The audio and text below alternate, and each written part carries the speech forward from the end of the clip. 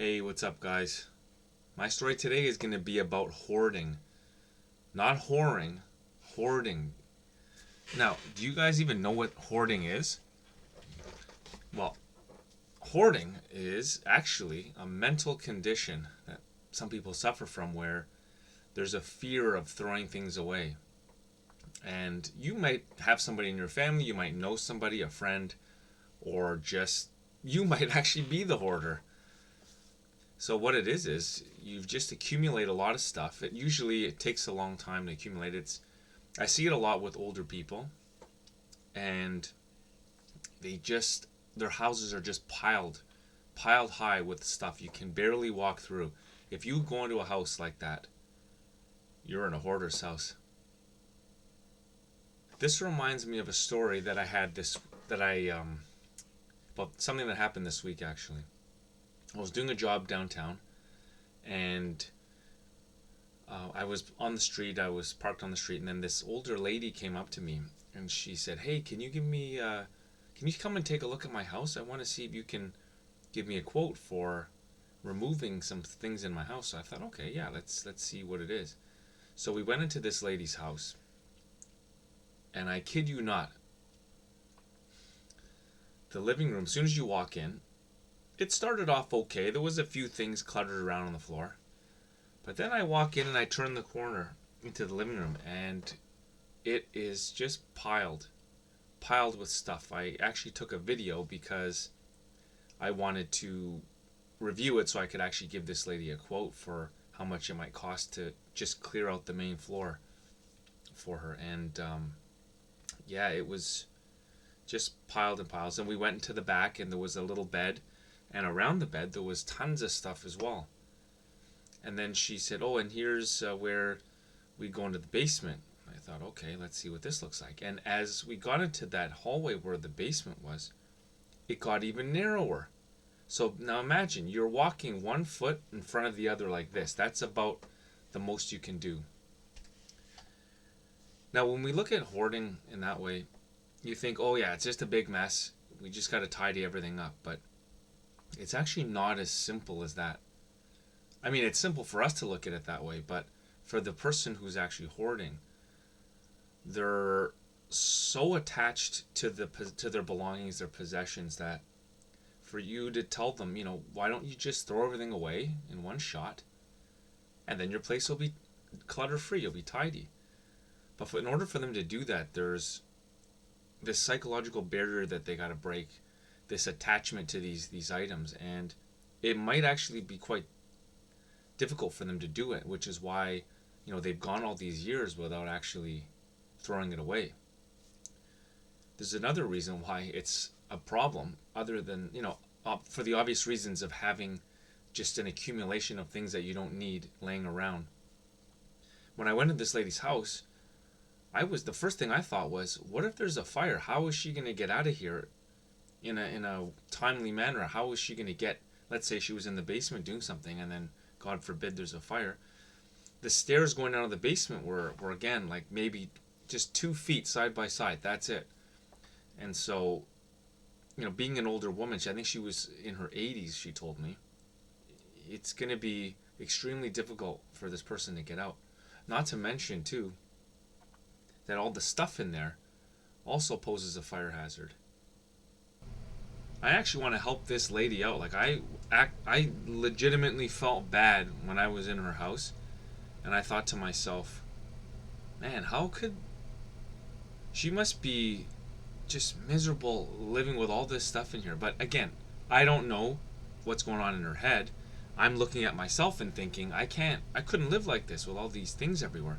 However, she was the one who actually asked me to come in and take a look at it so I could help her take it out. So I think she might be breaking out of that hoarding mentality, or she did mention that it was her husband who kept a lot of stuff, and so maybe there's been some shift where she feels like it's time to get rid of those things. And I think it's great, because I was trying to explain to her that once she starts removing the stuff, she will start to feel better. There might be that apprehension at the beginning because you're throwing things away that you've had for so long and you've grown attached to it.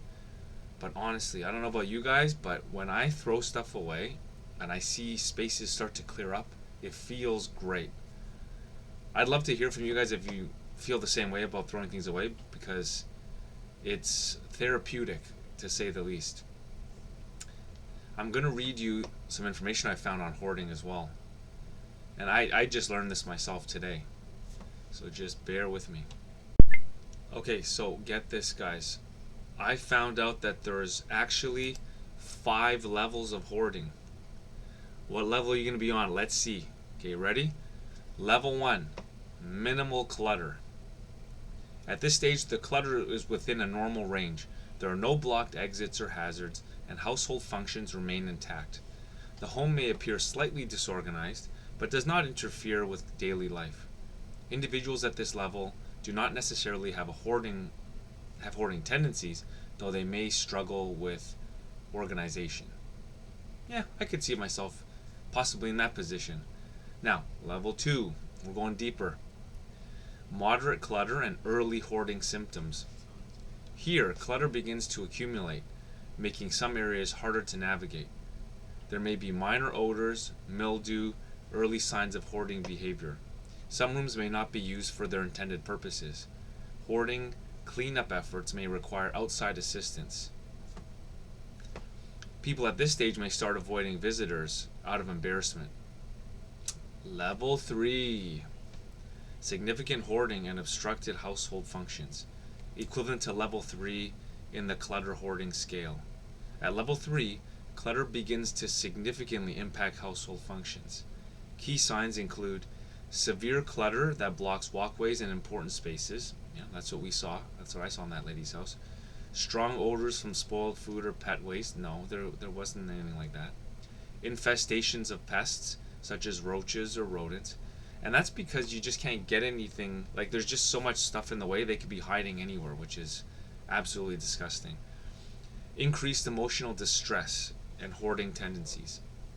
Individuals at level 3 often isolate themselves, experiencing heightened anxiety when faced with the prospect of decluttering.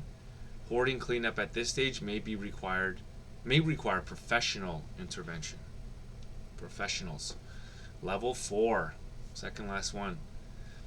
Severe hoarding and structural damage. At this stage, the home may have structural issues, oh my god, due to neglect, including leaks, electrical hazards, and mold growth.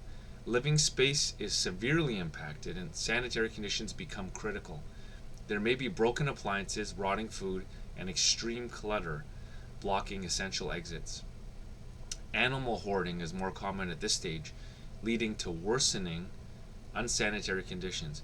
Individuals often refuse help and may need psychological support along with a structured cleanup plan. Level 5, the most dangerous and extreme hoarding, biohazard, suicide cleanup required. Now this is a serious level here. If you've made it to level 5, congratulations. This is the most critical hoarding level, where severe clutter and unsanitary conditions make the home uninhabitable. Signs include pervasive mold, pests, human or animal waste, non-functional utilities, no water, no electricity or heat, extreme isolation, and potential legal intervention. Structural damage to the home, sometimes requiring demolition. In extreme cases, professionals specialized in suicide cleanup. Now that's sad. May be needed if self-harm has occurred. At this level, biohazard cleanup teams and mental health professionals are often necessary to restore safety and provide support for the individuals. So,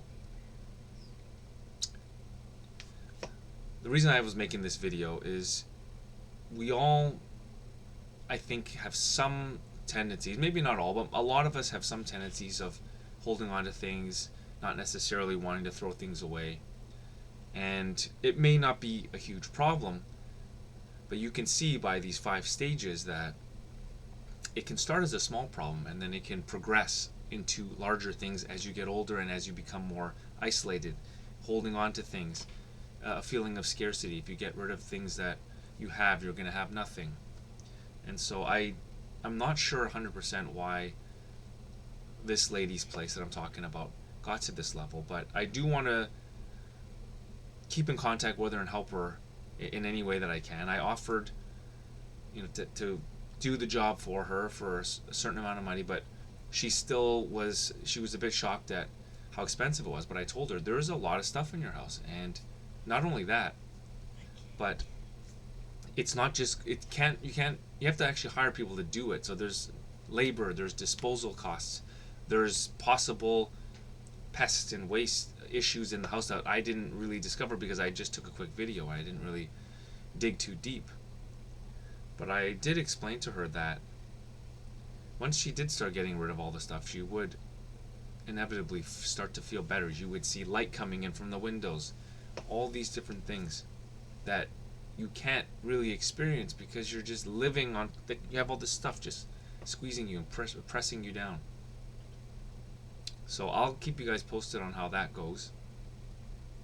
And if you do have somebody else in your life who's, you displaying these signs of hoarding, be kind to them, but at the same time, maybe it's time to start talking to them about it and helping them by, decluttering. And I even told this lady, maybe if she wasn't ready to start hiring us to do this, that she could just take a step, throw one thing away every single day. And maybe that is a start for her to just get going and start to feel better and realize that the momentum picks up. Your mood starts improving. Maybe, you'll want to commit to a full cleanup of at least the main floor, because I told her we couldn't even do the basement because we couldn't get everything upstairs and through the main floor because there was so much stuff.